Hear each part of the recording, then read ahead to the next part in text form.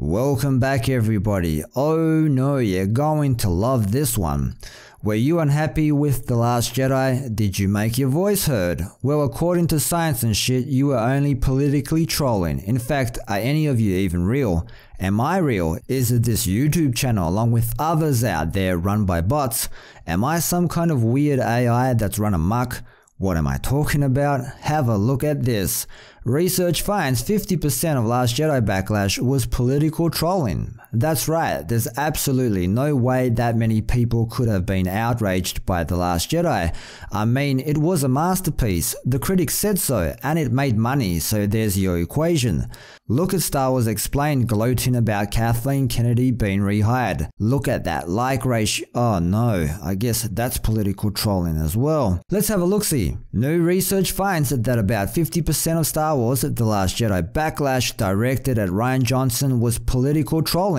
As anyone who's been following the galaxy far away for the past year can attest, Johnson's Episode 8 proved to be quite the polarizing blockbuster when it premiered in December 2017. To this day, fans remain sharply divided on its merits, with some feeling The Last Jedi was a necessary step forward in the franchise needed to thrive in the future, and others accusing Johnson of ruining Star Wars and failing to understand what made the series great. I would kind of lean towards that second half. Whenever something as massive as Star Wars is involved, even the filmmakers know they can't please everyone, but reactions to The Last Jedi were quite heated. Due to constant harassment, actress Kelly Marie Tran left Instagram, and circles of the fan base called for Lucasfilm president Kathleen Kennedy to be replaced.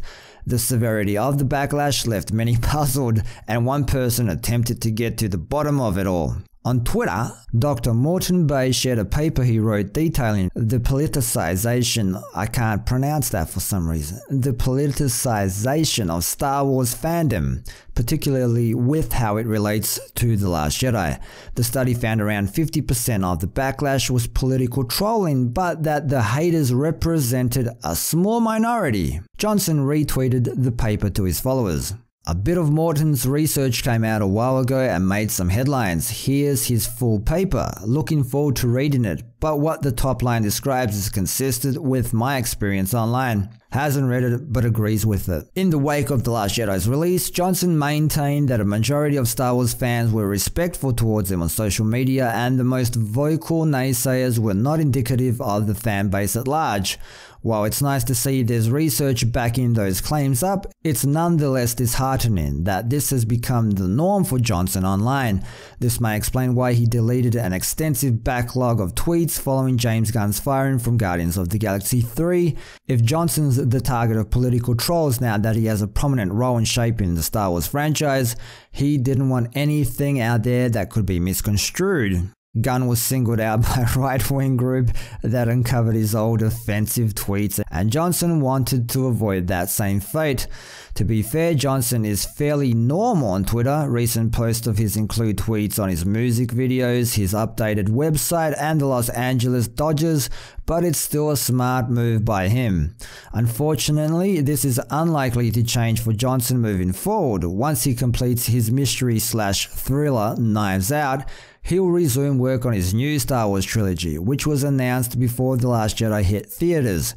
Despite Disney allegedly scrapping more character-based spin-offs and planning a slowdown after Episode 9, the Johnson trilogy remains in Lucasfilm's plans. No doubt viewers will have varying opinions about that narrative, but hopefully the negativity will be toned down by then. I doubt that very much. Being a separate story from the Skywalker saga, perhaps expectations won't be as high. Well, they'll probably be very low. I agree.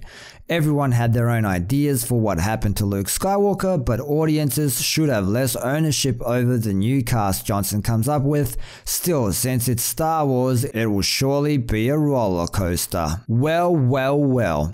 So instead of half of the fandom hating The Last Jedi, this claims only like 25% hated it. 25% were just there to troll and be big meanies towards Johnson, and 50% thought it was the greatest thing since sliced bread. I wonder where Mark Hamill falls. There you have it, you toxic big meanies. You didn't really hate the movie, you were just campaigning for the 2020 election. Well, according to this Inspector Gadget, Dr. Dude. Leave your thoughts down below, I'm sure they'll be interesting. As always, thanks for dropping by and for your continued support. YouTube's algorithm sucks the big one. See yous next time.